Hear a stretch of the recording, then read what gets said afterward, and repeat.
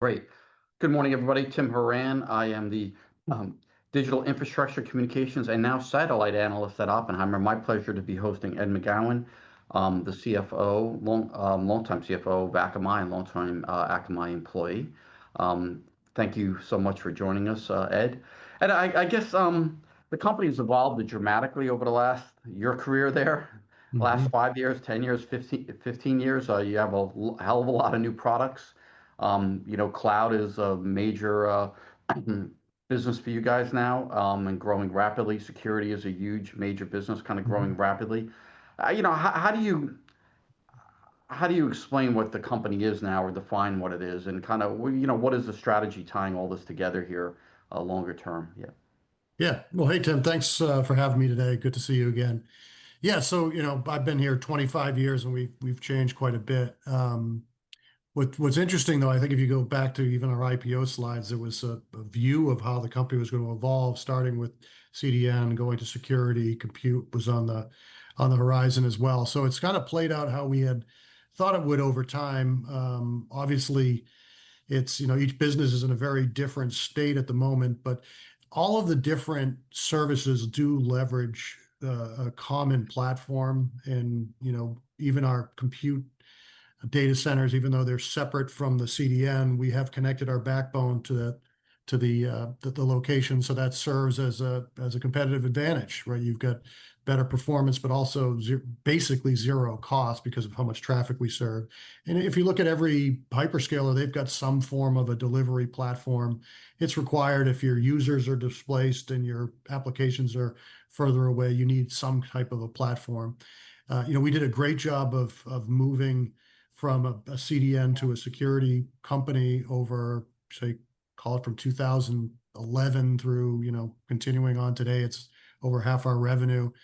And there we leveraged the platform, the data that we got from the platform. We saw every internet user multiple times a day, and we built a very big web security business. And now we're moving into, the enterprise security space with our Guardicore and, API security, which does a little bit of both web and enterprise. So it all does fit together. Our strategy in terms of where the business is going, I think, CDN is kind of a flattish to down slightly type business. Obviously, it's gone through a couple of years of some challenges in terms of traffic growth rates and the pricing dynamics, but things are starting to get a little bit better there. We don't look at that as a significant growth driver, but it is a very strategic asset for us, required in both security and in compute. And with the enterprise compute business, I think that's a significant area of growth, a long way to go there with innovation and M&A. So we think that can continue to be a good source of growth for us. And I think the real big opportunity and where, if we execute well, the company will, find its largest source of revenue over time coming from compute. And how do you define your platform? I know you said it's a common platform, but what are they all leveraging, together, and how's that platform kind of evolved here? Yeah, so I mean, at its basic level, when we designed the platform, it's now 400,000 machines and over 4,000 locations. The concept originally was the internet wasn't designed for performance, so we built an overlay network effectively that is performance based, right?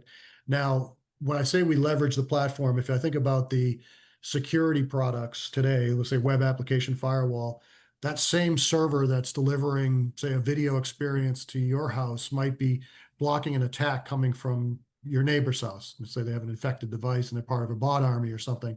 So we are able to get a lot of leverage off of that platform for the security and delivery business, both with the physical infrastructure as well as the data. And also, if you think about being able to, say, for denial of service attacks, block attacks where they emanate instead of bringing them into a central location, you get, significantly more capacity out at the edge to be able to block those attacks. But also it's, very cost effective for us too, because we're using those machines for multiple purposes. So that's the platform in terms of security and compute from the physical side. Then with like as I talked about, sorry, delivering security with compute, it's tying the CDN network into the core data centers, and also we just launched our container service, which effectively is being able to run a container in any one of those 4,000 locations to the extent that it makes sense. If there's enough capacity there and the economics make sense for us and there's customer demand. So there's that physical side in terms of the hardware, and then also some of the core technology, the routing technology, and all that kind of stuff. But then there's also, from an engineering perspective and operational perspective, the same people that build out the delivery platform are building out the cloud infrastructure platform. We get a lot of similar engineering efforts across the different product lines. And then from a go-to-market perspective, there's scale where we're selling to the same customers, multiple products, so you're getting pretty good scale in the go-to-market. There are some overlay functions that are specialized in selling some of these advanced capabilities, but in general, the whole field force can sell pretty much every product. So you get up, some scale there as well. So that's what I mean when I talk about sort of the overall platform from like the technical platform, but also just the, operational platform that we have as a company and the ability to have people multitask. So you've integrated Linode and a bunch of your cloud computing capabilities into the same platform at this point. Yes. Yep. Got it. So just switching gears a little bit, one of the themes I'm getting from the conference is that AI is actually starting to happen. I know it's been happening for a while, but people are, enterprises, I should say, are deploying it, and they're seeing productivity improvements, improvements on products, on and on. And apparently this is also creating new demands for different, lower latency networking, different forms of networking, maybe forms of edge compute. Yep. So kind of related to all this, what does AI mean for your business from a revenue and a technology perspective? And then I'd love to understand after that, what does it mean for your, your own operations and how you're deploying? Yeah. Yeah. So if I think about the security business, we just launched a product, an AI firewall product, which, we weren't even thinking about several years ago. So a new category, which effectively helps, say a commerce company or a travel site has, chat bot of some sort, and there's requests going in and outbound, being able to put a firewall in place to ensure what's going in is what should be going in, and you're not getting hit with denial of service attacks or bots, you name it. And then also what's coming out, the responses are not, hallucinations or something that might be offensive or, personal identifiable information or trade secrets and that sort of thing. So that's a new area. So there's a new revenue source there. We just launched that. A lot of demand so far from customers, a lot of proof of concepts, a couple of paying customers. So it's still early days there. I think there'll be more security related products to come there. In terms of security demand, I think it's a massive driver of security demand. Think about how sophisticated the attacks are getting. Even, I was talking with my HR team. We just went through a training on how to identify that you're actually talking to a real person when you're interviewing them remotely. That these AI technologies got so advanced that you could actually fake someone out when you think you're actually talking to a human. It's actually not a human. So there's just the sophistication of these attacks are going to get even more and more sophisticated, and a product like a Guardicore becomes even more crucial because all your external defenses, your endpoint detection, your secure web gateways, all that stuff, something's going to get in because the attackers are getting so much better. So that helps the demand environment. In terms of compute, we are seeing some early days with GPU as a service. We do offer that in the platform. We do have some folks running inference engines, kind of very early days on that. So there's not a ton of revenue yet, but I do think that's a good opportunity for us. As an aside, how do you tell you're interviewing an AI instead of a human? What is the trick? Yeah, I didn't really pay attention because I don't really interview anybody, but there was a whole training that we just launched for it. But yeah, there's like, tricks you can ask them certain questions and, look for eye contact and all these different things. But it is becoming a challenge. It's, that's something I would not have thought. I mean, certainly doing deep fakes, like you could find your voice or my voice with all the earnings calls that we've done and, make phone calls and tell my employees to do something using my voice. Right now, how do my employees going to know that? So you have to make sure you put in controls in place to be able to, ensure that my treasurer doesn't go and launch, a wire out to somebody, and we just make sure we have controls around that. But the security environment's going to be the same thing, right? Where, things will get much better at faking people out. Yeah, that's incredible. So, but is AI, it sounds like, is it driving more security attacks and quite Mhm. different security attacks? Yeah. Mhm. Yeah. Definitely, definitely. Yeah. So we're seeing, just even if you think about your own, world of, the texts that you get or voicemails that are fakes and the emails that, go back 10, 12 years ago, it used to be that I have an uncle over in, somewhere in Africa or whatever, and it's a misspellings and poor language, and you knew like, okay, this obviously isn't real. But some people would fall for it, and they would, give their bank account information and get their money stolen. Now it's a lot more sophisticated, and it does look like it's, maybe something coming from, your boss or my boss, and it's a, something we should act upon, or a link that we should click on. Like I've seen some fakes. I'm one of the bigger targets. My environment, since I'm the CFO, the finance departments usually get hit with a ton of email fakes, and they're starting to get really good with the workflow.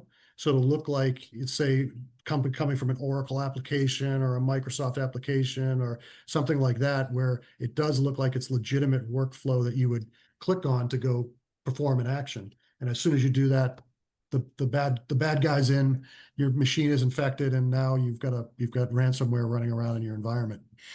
Yeah, incredible. And also, a lot of companies, a lot of your customers in particular have content that content, unbeknownst to them, has been used to Yeah. train AI Hmm. models, and they would Yeah. rather get paid for it. Um, Yeah, no, it's a great point. That's something the publishers in particular are trying to figure out. And obviously, search is going to be potentially turned upside down in terms of the model. I think we're in a pretty good position to participate in that. Obviously, certainly if there's protections that customers want in terms of not allowing AI bots to get in and get their information, we can identify those and block those. That's just one example. But as the commerce model changes, there's a potential that we could be involved somehow.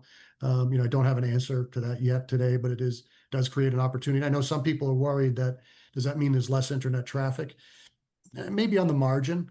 You might see a little less traffic to some publishers, but I think the streaming, that's not going to be replaced by AI. That's where most of the traffic is, the software downloads and that sort of stuff. So I don't think it'll have a material impact on traffic on the internet. It certainly will have some, but I do think it opens up new business models for well, sure. I definitely wanted to talk about the traffic in a little bit because I've heard different theories about it. But just getting back to your ability to kind of host models from an inferencing perspective, it would seem like your infrastructure is really, really well positioned to do that. Hmm. In some form of edge compute with lower That's latency. right. Hmm. Um, and I know you're starting to see that a little bit, but are you starting to create products or infrastructure that can really support that? Yeah. So, I mean, the managed container service is probably the best example of something we launched recently where if you wanted to run in, say hundreds of locations, we certainly have that capability now where you can, you know, whether it's running GPUs or CPU, running your model in multiple locations, very low cost. It's the same locations where we would have some CDN infrastructure. Obviously, you're not talking about a training model out there. It's a very lightweight application where latency and cost is a big issue. So that's a good example of something that we recently launched. But we're working on other things too. Like I said, there's some demand for GPUs today. We're being pretty smart about how we're thinking about rolling that out.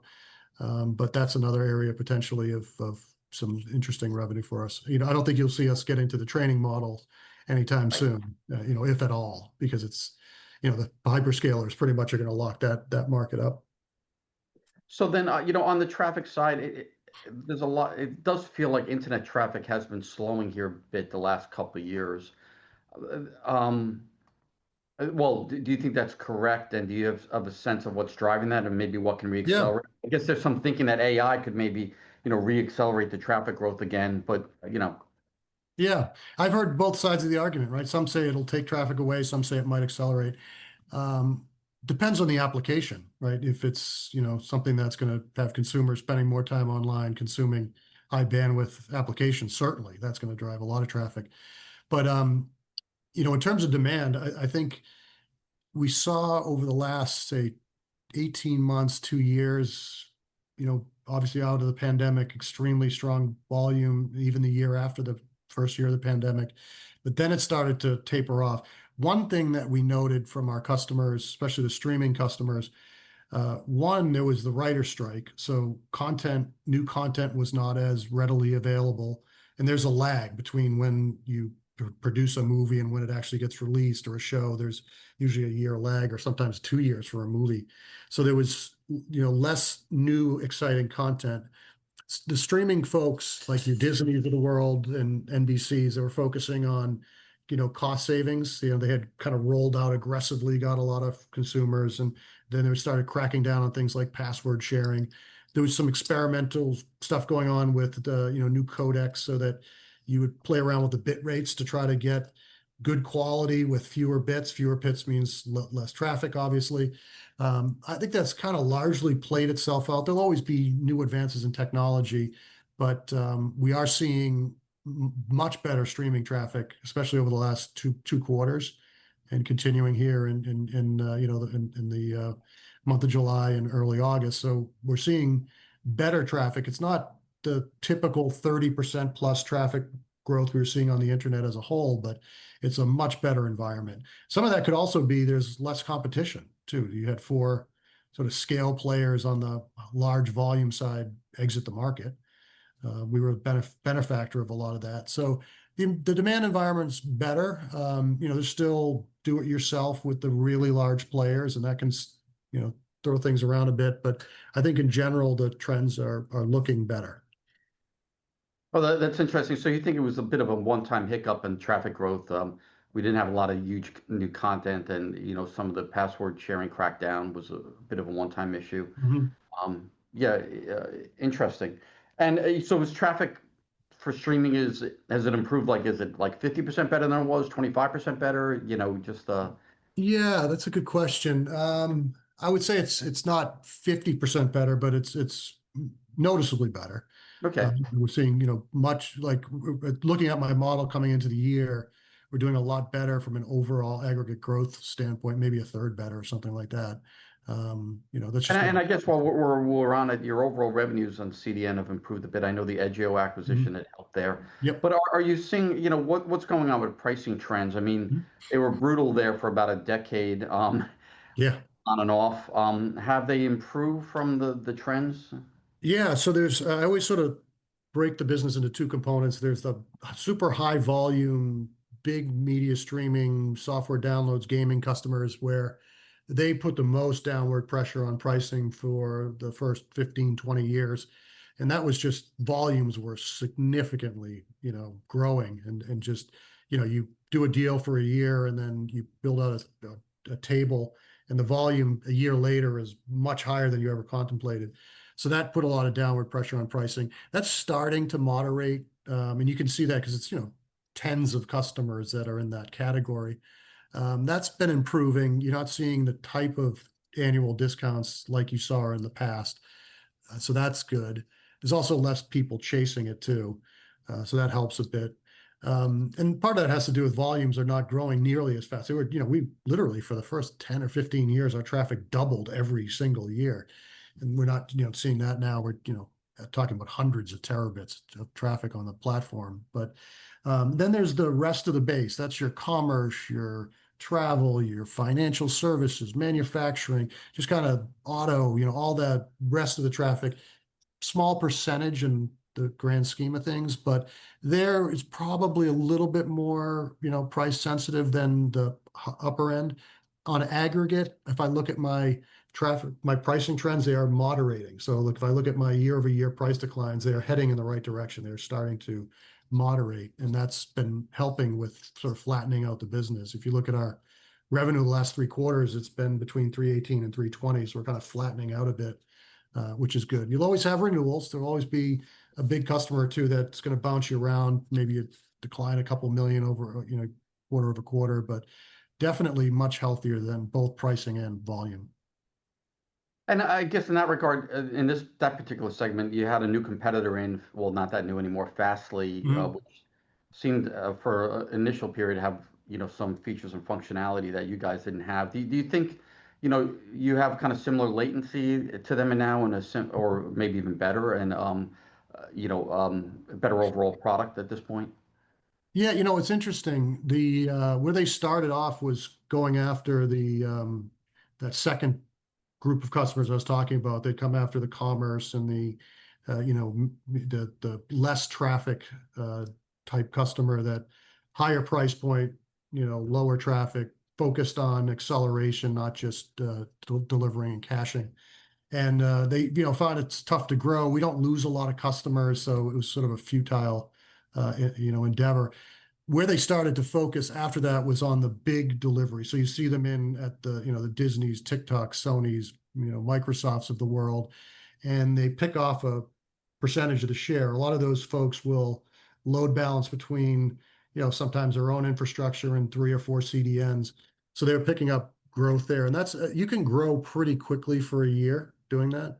If you become, a new entrant at, Microsoft or Apple or whoever, and you pick up 10 or 15%, you're going to show growth for a year, and that can be meaningful. But that's a tough business, right? It's heavy capex. It's the margins are much worse than ours. I don't think I would say they had significant technology advantages.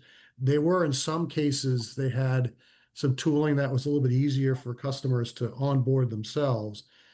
We had more sophisticated products to solve more sophisticated and difficult challenges with enterprises, and we had a much bigger services organization to, very sticky with the customer, because a lot of times they would outsource a lot of what running the sites and running the security, like web app firewall. We have a pretty big services business that runs whether it's bot management or web app firewall for our customers. We handle all the rule changes and things like that. But they had little things like fast purge was a thing that they had at one point. They had a origin offload product that we created, something very, very similar. So I wouldn't say it was anything significant in terms of performance. They performed decent in some of the bigger internet locations, but when you get a heavy traffic day, that can cause some serious concerns. And we tend to see more share shift our way in that particular time. Because if being on the other side of the choke point or the congestion point, when you're deployed in many locations in an ISP, you're going to get better performance. And a lot of these sophisticated load balancers will balance off of performance. Good, good. And are you seeing much impact from Cloudflare? Do you compete against them much? Yeah, so Cloudflare doesn't compete on the big media streaming and gaming yet. I think at some point they might. I think it'll be probably a bad decision, because it's got a very different growth profile, and it's got a very different set of economics, and it's much more capital intensive to get in that business. We do see them compete for web app firewall to some extent. Probably lose a handful of customers a year. We take about a handful of customers. Our churn in terms of lost customer annualized revenue for customers that churn off the platform is less than 0.5%. And it's been like that for years. So they don't take a lot of customers, and more of a nuisance where they'll go to a procurement and say, hey, we can do it for a third of the price. And you're just in there, dealing with, price declines on renewals as a result, but don't lose a ton of business there. We do on CDN, they focused on the lower part of the market. So like they have 1 million free customers or something like that, and 100,000 or so paying customers. We focus more on the top of the pyramid. They've been trying to come up market into the enterprise space, so we don't see them a ton. There's also some traffic we don't touch, but I know that they do deliver some of the adult content and some of the other stuff, that the dark web stuff that we don't touch. But that I have no idea what the economics look like there. I assume they're pretty good, but they also have a pretty good secure web gateway business, from what I understand. We don't see them that often. They compete quite a bit with Zscaler. Our SWIG is not a huge revenue generator for us. They don't have an API security solution, and they don't have microsegmentation. And in terms of compute, maybe a bit on the functions as a service business, but in terms of the big compute opportunities, we don't see them there. They're more of a kind of legacy edge compute. They do have a storage platform, but yeah, so they're not a huge source of competition for us. So when I talk to investors about you guys, I guess the key question people are asking me to ask is, can you maintain double-digit revenue growth in security? It seems to be a pretty big focus. I know, Mhm. you're entering the enterprise security market, which is substantially larger, but I think you've been entering that for, quite a few years. I think you have some very differentiated products now, but Mhm. Yeah. are those products enough in enterprise security to maintain double-digit revenue growth? Yeah. Yeah, so we broke out the growth rates for you guys this last quarter. We bundled API security with Guardicore platforms, which includes, Secure Web Gateway and our enterprise access solution. And there, that business was growing 32% year over year, 67 million in revenue. That's, so you're approaching 300 million, growing at a very nice clip. Obviously, that's not enough to offset, the rest of the products slow down. That rest of the products, WAF, DDoS, Prolexic, that's growing 7% roughly as a total category. Some products growing a little bit faster, some growing a little bit slower, but that's a fairly decent number to think about. We've always said that 10% would include acquisitions. So, in order to maintain the 10% over a longer period of time, there'll be acquisitions, as we've always done.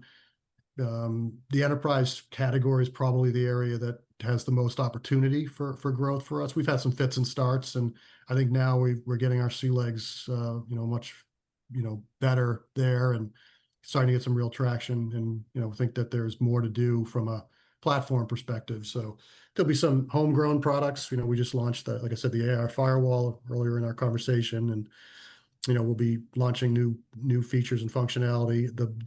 I think the security landscape is going to change much faster and very quickly over time as a result of AI. So I think there's certainly lots of opportunity for both continued growth with the stuff we have now, but also new innovation and acquisition. Yeah, it's really helpful. And I would think it's a different sales motion, enterprise security, than web security. And that obviously is taking some time to develop. But Yeah. where are you with that sales motion and go to market? Yeah, so we're continuing to invest in what we call our overlay sales team. When we do an acquisition, we tend to keep, especially in the enterprise space, where we even with No Name, we kept their sales force, and with Guardicore, we kept their sales force and their channel, and kept the channel for API as well. But we have a gentleman who's senior vice president who reports directly to PJ, who runs sales, runs an overlay team that has license to hunt in all of our existing accounts and has a big hunting effort outside of our existing accounts. Because obviously, enterprise security is a much bigger opportunity than web security, because there's certain verticals where websites really don't matter, and they have lots of employees and spend a lot on IT security. So we do a fair bit of hunting there. There's more sophisticated channel operation there. We do, I think, almost all of our business, with the exception of some stuff we sell to our internal, our existing customers, goes through the channel with Guardicore. So I'd say we're probably, in the later innings there in terms of, we'll be adding more capabilities to that, looking to add a few more channel partners. And to the extent that we do acquisitions, if it makes sense, we'll keep the sales specialists that come along with an acquisition and just roll them onto that team. But it's a smaller team than our regular field force, obviously. And, they work in conjunction with the owners of our major accounts. And, we have compensation to make sure that both sides get paid for a deal if it goes, we have multiple folks working on it. And I know you use the term platform. Is your web security and enterprise security, are they kind of converging onto the similar platform?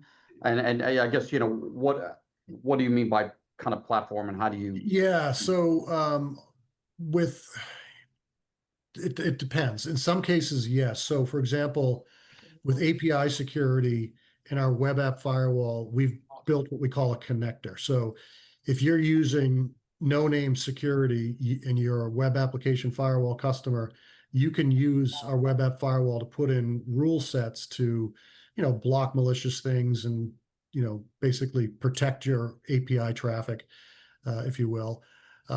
With the Guardicore, there's really not a connection to the web products per se. There is a platform where you've got enterprise access and secure web gateway along with microsegmentation. So that's all one pane of glass. You can set one set of rules and that sort of thing. That's an area that we've consolidated over the last, I think it was 18 months ago now, under one leader out of Israel who came from Guardicore. That's making that more of a whole platform. So we'll be adding capabilities to that over time. So just switching gears, and thank you to cloud infrastructure. Cloud broadly speaking had an acceleration of growth. It seemed like in the industry, and you guys had very, very strong growth. Is your growth sustainable, you think? And how much investment will that require? And I guess even before that, do you agree that the overall cloud sector saw some accelerating growth, and what do you think kind of drove that? Yeah, so there's sort of two pieces to our cloud business. There's a legacy, what we call other cloud applications, which if you think about the origin of that, that was really stuff that we would build or offer as a way of getting more delivery business. So for example, we had an object storage offering for some of our big media companies that wanted to get better offload. They might say, go to the storage platform before you come back to our origin if you have a cache miss. And so that was a kind of a highly redundant object storage platform. About a $50 million business. It's not growing anymore. We're end of lifing that. We have a storage offering in our compute business that's both, we have a block storage offering as well as an object storage offering. So we'll be selling that now. Hopefully most of those customers will migrate to that platform. I assume some will just probably end their contract with us. But so we've signaled that business will decline over time. We had some cloudlets that we developed, say, waiting room applications, image management, content, video management, where we're looking for partners to offer that as a cloud service to drive cloud business. And in some cases, we are migrating away from our own solution to a partner's products in exchange for them moving some of their cloud spend off the hyperscaler to us, and then we jointly go to market, sell that product. We don't have to develop it anymore and that sort of thing. So we do expect that business to decline over the next 18 to 24 months. It grew about 3% this year. So that's not a growth engine. The cloud infrastructure services business that grew 30%, that is a significant growth engine, and that's where we're really investing significant dollars. And there we talked about 30% growth this quarter with expected accelerating growth going into the back half of this year and into next year. We do have a lot of big customer contracts that we've signed that have not started to generate revenue yet, so we have very good line of sight. We did tell investors that we may have a bit of a timing issue this year where we may not be able to get enough months of revenue to hit the 15%. We might miss it by a point or two potentially, but that will just make the growth next year better. So it's really just a question of how quickly can you migrate traffic over from an existing application to ours. In some cases, we had to do some development. In some cases, we had to do some build out. So there was a bit of a lag that we knew coming into the year. And now we're really at the whim of the customer in terms of how quickly they'll migrate. So I have two questions from the audience I definitely want to hit on. There's a question on the fourth quarter, Ed. Will the No Name acquisition, when does that acquisition lap? And will that be just lap? Just lap. Yep. So June, yeah, we had a couple of weeks of June revenue in June last year. I called it out for you. It was $8 million of inorganic contribution. So if you look at that category of API and Guardicore's 48% growth, back that out, 32% growth if you take the inorganic contribution, which was a quarter less a couple of weeks of revenue that we had last year. Okay, got it. And then are you still expecting some revenue losses from the US Fed in the fourth quarter? Yeah, that's a good question. We've seen some. It hasn't been significant so far. We are making a big investment in becoming FedRAMP high. So, we do expect the federal government business to grow over time, certainly. We're already FedRAMP medium, I think is what they call it, but we're investing to become FedRAMP high. We have good line of sight to some pretty good opportunities there, but there could be some additional, like say, for example, Department of Education was a customer, so that's going away. So obviously that revenue will go away. Nothing material, but it's, a little bit of headwind. And then lastly, do you have a lot of different businesses, a lot of moving parts? Can you give us a sense of what you think this business can grow at longer term revenue? Is it a, mid-single digit revenue grower, high single? Can you get to, double digit revenue growth, overall at some point? Yeah, I mean, I think if you look at the ingredients to get to double-digit growth, say 10% or better, one of the big impediments to that was the delivery business was shrinking 8 to 10%. So now I think that's hopefully in the low single digits, kind of 0 to 4 as we had -4 as we had sort of set as a long-term target. I think that's probably right. There's some risk to that, obviously. DIY can sometimes maybe knock you off course for a year, but let's say you get that to that sort of level of 0 to -4. If security kicks in at around 10%, that certainly is going to help. And I think compute, especially as compute infrastructure services becomes a much larger portion of the business, certainly a much bigger market, you have the opportunity to be a high single digit, low double digit growing business, sustainably. I think we're not quite there yet. I think we have the ingredients to get there. There's a lot of execution that's required, but that's certainly our goal. That's what we're investing for. That's what we're trying to get to, and we think we can ultimately have the end markets to get to hopefully a sustainable double digit growing business. That's the goal.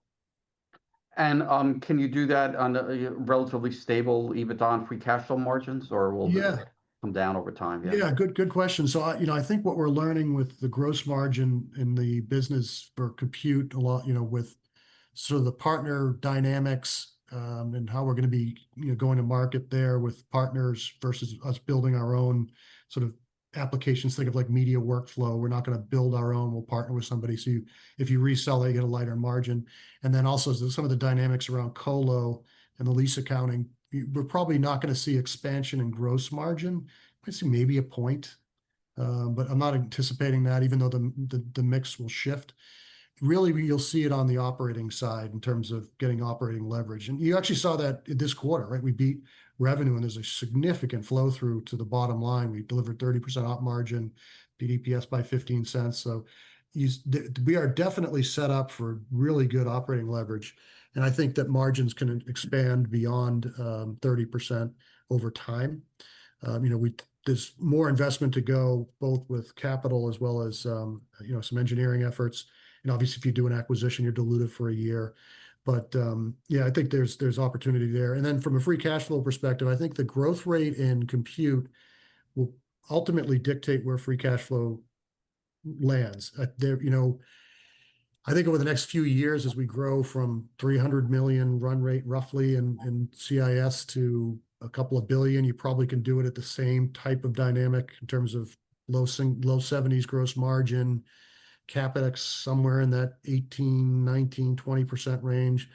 And, EBITDA margins kind of where they're in the low 40s. And then maybe the operating margin is, either side of 30, maybe it expands a bit. Then as you get beyond that, you may be making much bigger bets on infrastructure. And at that point, it's a very different company. And, there you're talking about a significantly, larger growth in terms of dollars. So that you just kind of watch the progression of the hyperscalers in the very early days. They sort of ran kind of the economics we're talking about now in terms of like the cash flow, the investment in CapEx to revenue. And obviously they got much bigger and started building, their own power plants and stuff like that. We're many, many, many years away from that if we ever get there. So I think, what you see now for margins and cash flow will probably be roughly the same, and then hopefully expand a bit. And then if there's big opportunities, we'll certainly tell you if there's a big investment we're making that would lead to faster growth and more revenue. Certainly let you know about that. We're out of time, Ed. Really appreciate it. And thank you, Mark, for lending us Ed for 45 minutes here. It was great. Thanks, Tim. Really appreciate it. Absolutely, really appreciate it. Bye.